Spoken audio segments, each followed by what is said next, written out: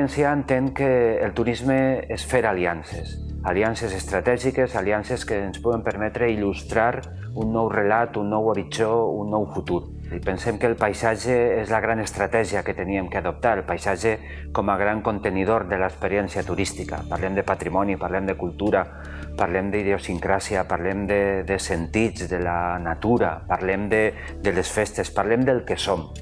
La nostra campanya promocional es diu Mediterrani en viu, per tant, la vida, el millor de nosaltres, la millor versió d'aquest territori turístic passa insertat dins d'un paisatge. Per tant, posar en valor aquesta perspectiva d'entendre la política turística per a nosaltres és fonamental.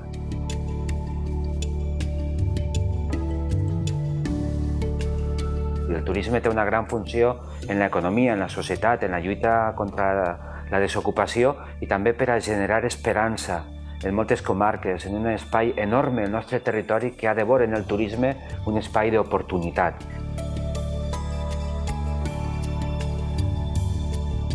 L'aposta pel paisatge com a model turístic té que veure en la singularitat, en l'autenticitat, en el genuí, en l'autòcton.